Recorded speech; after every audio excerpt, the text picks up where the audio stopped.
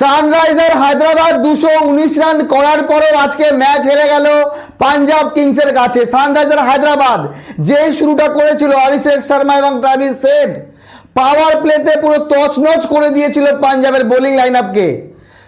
8 ওভারে 120 রান, চিন্তা করেন, যেখানে ট্রাভিস হেড এবং অভিষেক শর্মা 120 রানের পার্টনারশিপ করে 8 ওভারে, সেখান থেকে 12 ওভারে মাত্র 100 রান করলো। হিসাবে রান হওয়ার কথা 240 থেকে 250, সেই জন্য ইজিলি ম্যাচ জিতলো। আজকে সানরাইজার হায়দ্রাবাদের যদি হারের প্রধান কারণ, তাহলে হেনরি ক্লাসেন এবং সালিল আরোরা।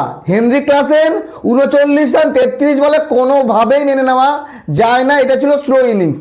তারপরে অঙ্কিত বর্মা 18 রান 9 বলে, তাও ঠিক আছে, কিন্তু সালিল আরোরা শেষে 9 রান 8 বলে, মানে 195 রান ছিল 16 ওভার 3 বলে, আর শেষ 3.5 ওভারে মাত্র 24 রান করেছে। আর এখানেই সানরাইজার হায়দ্রাবাদ হেরে গেল। যদি বলি পাঞ্জাবের যে শুরুটা দুর্দান্ত হয়েছিল, প্রথম 6 ওভারে 99 রান করে ফেলে পাঞ্জাব, কিন্তু এই পাঞ্জাব একটু হলেও মনে হচ্ছিল যে আটকায়নি। শ্রেয়াস আইয়ারে একা 69 রান 33 বলে ম্যাচ জিতিয়ে দিল।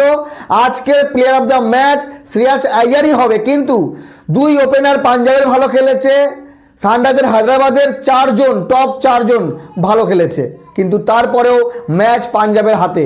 প্রিয়াংশ আরিয়া 57 রান 20 বলে, প্রভ সিমরান 51 রান 25 বলে। তো পাঞ্জাবের যে স্ট্রাইক রেট, সানরাইজার হায়দ্রাবাদের অভিষেক শর্মাকে বাদ দিলে সবার থেকে ভালো।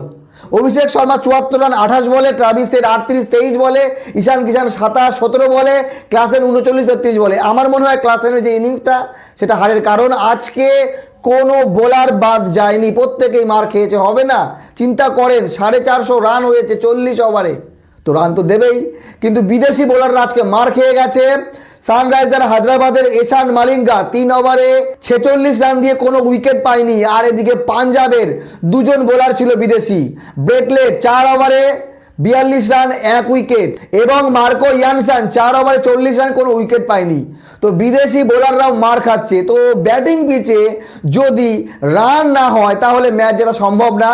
219 করার পরেও 18 ওভার 5 বলে ম্যাচ ফিনিশ করলো পাঞ্জাব কিংসের জন্য। পাঞ্জাব কিংস এই টুর্নামেন্টে আপাতত ভালো জায়গায় আছে, 7 পয়েন্ট নিয়ে 2 নম্বরে, কিন্তু সানরাইজার হায়দ্রাবাদের চিন্তার বিষয়, এত সুন্দর ব্যাটিং লাইন আপ এই টিম নিয়ে সানরাইজার হায়দ্রাবাদ 4 ম্যাচের ভেতরে 3টেতে হেরে গেল।